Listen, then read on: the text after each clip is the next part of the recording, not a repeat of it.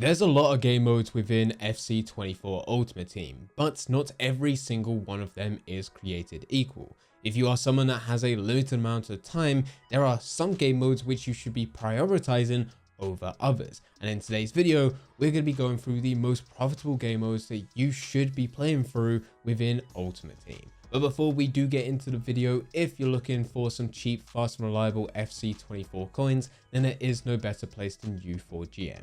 A link can be found in the description down below, and if you use Fanatic at checkout, you'll also get yourself a 5% discount. Thank you U4GM for sponsoring today's video. Now let's get back into it. I don't want to sit around and waste time by stretching out this video. The order in which you should be prioritizing game modes is finals, playoffs, division rivals, squad battles, moments, friendlies, and draft.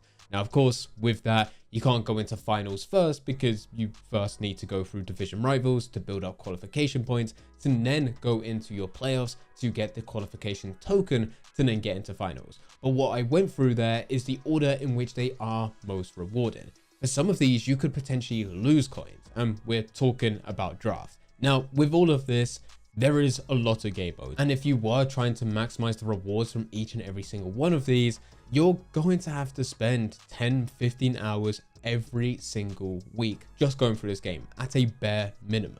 So the best way is to break it down. Firstly, we have what I've been classing as tier 1s.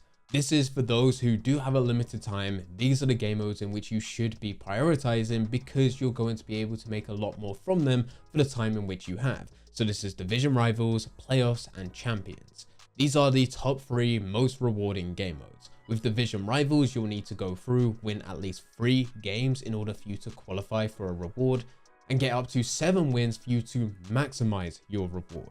You'll be able to receive coins from every single game that you play, being anywhere between 500 to 900, plus then you'll get your weekly packs. And normally I go for option 2, which is Untradable. Yes, it means you can't sell them, but that doesn't mean that you can't profit from them. We have already got a video here on this channel telling you exactly how you can profit from Untradable players. I highly recommend watching that video after this video. You also want to go through division rivals to build up your qualification points. This can be difficult to get to first time round, especially if you're starting from division 10, but once you get yourself up to a pretty decent division, after every single game you play, if you win, you're gonna get 100 points plus. So it makes life a hell of a lot easier for you to get to that 1,250. That is when you go into playoffs, in which you need to get at least 4 wins. You have 10 games to do it, so hopefully most of you will be able to be at that level so that you can go at 4 wins, and then even if you lose the rest of your games, it will give you enough points that you're able to get 1 point for every single loss for you to still qualify. That's when you'll receive your qualification token, and then that will allow you to go into the Champions Finals, which is where you'll be able to find your best rewards. If you do want to maximize this, then it's worth playing every single one of your games. Division rivals, you don't have a choice, but with playoffs, try to get as many wins as possible, and with champions, try and get as many wins as possible. And it might sound obvious saying that, but there's also another strategy which I sometimes implement. In fact, most of the time I implement nowadays, which is I will go into division rivals, get my wins for the week, go into playoffs, win 4 games, forfeit the rest so that I can get to where I need to be without wasting time, and then go into the Champions Finals, where it really comes down to whether or not I have time to play or if gameplay is good. If gameplay is horrible, I am not sitting here on the weekend trying to play this game because it's just going to frustrate me and it's going to ruin my weekend. So I will forfeit my games.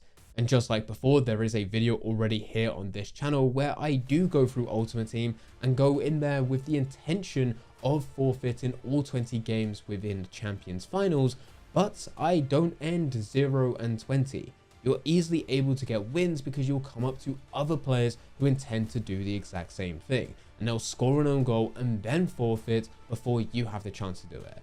So far, I haven't had less than rank 8, which can still give a decent amount of coins and also some pretty decent packs for the time in which you put into this, which is about 20 to 30 minutes for you to forfeit all 20 games.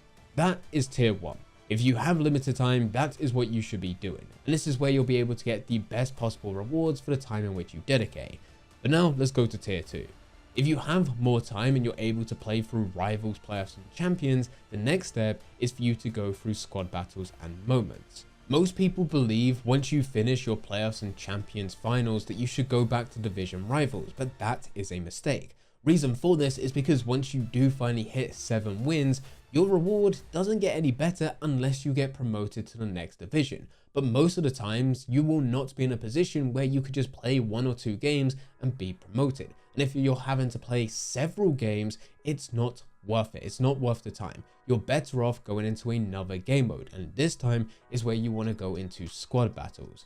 Yes, it's boring, but this year is actually better than ever because EA reduced the half lengths. It's now around 4 minutes. And once you include the time that it takes for you to start the game, get through it, go through any of the cutscenes, any of the set pieces, making substitutions, half time, and then getting into injury time, it ends up being around 10 minutes, but it's still a lot quicker than what it used to be.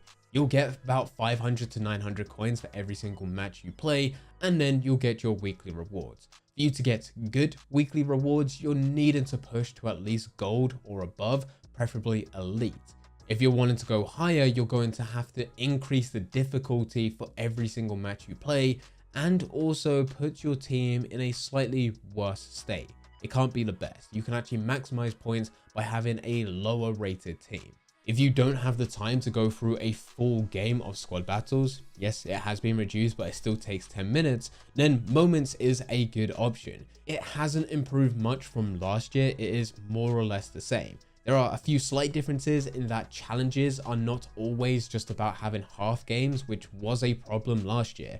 EA would introduce new challenges, but they would always be 45 minutes long, which is just not ideal. And with a lot of them, you couldn't increase the difficulty. This year, you still can't increase the difficulty for the new challenges that they introduce, but the half-length situation has changed, making it slightly easier and more efficient for you to go through. You'll still need to collect stars, and those stars will need to be used to go through your seasonal rewards. Don't go for the normal default gold packs. But with your seasonal rewards, make sure that you're sliding all the way to the end and going for the best possible packs. Now those packs will normally require you to have at least 40 stars. If they're even better, it could potentially go up to around 100. All depends on what that reward is.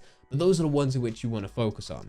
It does mean on a season by season basis, you're gonna have to do quite a bit of grinding through this, but this is one of those extra things that you do on top. It's not going to be crazy good rewards like what we had with the Champions Finals, but it's going to be something that can give you a chance of something good. And these rewards are still tradable, so no matter what you get, it doesn't cost anything, as the players that you bring in could be any untradable player, any player that you packed. You can select the difficulty, so you should be able to do it every single time. And these do not count as full games, so you do not lose contracts. There is no expenses to this, meaning whatever you do make is profit. And that brings us to tier 3. This is your friendlies and draft.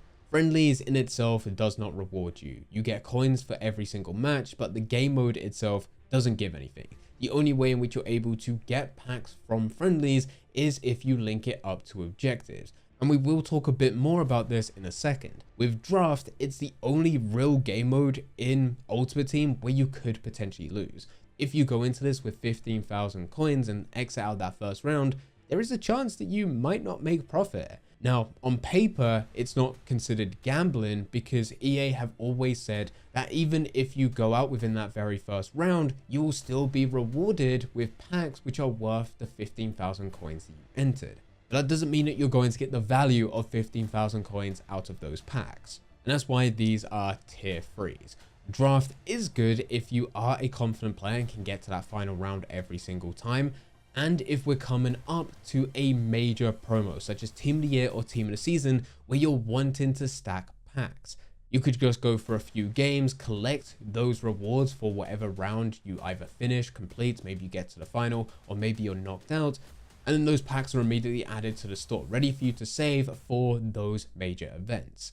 Now, with all of this, there are some exceptions. This tier system does somewhat go out the window when EA introduces certain type of objectives. There are a lot of objectives which will give crazy rewards, and sometimes they will require you to play specific game modes, such as Friendlies. If that is the case and you have a challenge table which requires you to play games as well as win games, then it's worth forgetting this tier list and putting Friendlies top, because the rewards that you're able to get from them becomes this ladder system. Maybe the first win in the first game that you play, you don't get anything too crazy, maybe a 78 plus player pack, but gradually it'll upgrade. And the more wins you get through more games that you play, eventually you'll push to something such as an 85 plus player pack, and that is big. If you're constantly checking your objectives, whatever EA states as the challenge to be the game mode that you must play, that really should be the game mode that you do prioritize a bit more, because objectives can honestly be one of the best ways in order for you to get packs in game. Another exception to this is if you're rewarded with a draft token. There's loads of ways to be rewarded with a draft token. Sometimes EA will just give it to you as a gift. You can pack them, although they are extremely rare. I think you have the exact same chance of getting an icon as what you do as getting a draft token. There will also be objectives which you can complete and the reward will be draft tokens, and also SBCs. But if you do get a draft token, then it makes sense for you to prioritize draft over other game modes, because there is no cost associated with it now. It is all profit. And yet again, if you're a confident player, you'll go into online draft and get as far as possible, but if you're not as confident, you'll go into a single player draft. Similar to this, you may also want to prioritize draft if all of a sudden you have FC points added to your account, whether you bought them yourself or they were a gift. Because using FC points at the store is fun, but you'll be able to maximize your FC points if you were able to go through draft. Yet again, because of that promise that EA made earlier, which was that even if you were to go out in the very first round, you'll still be gifted rewards equivalent to the amount that you paid in initially,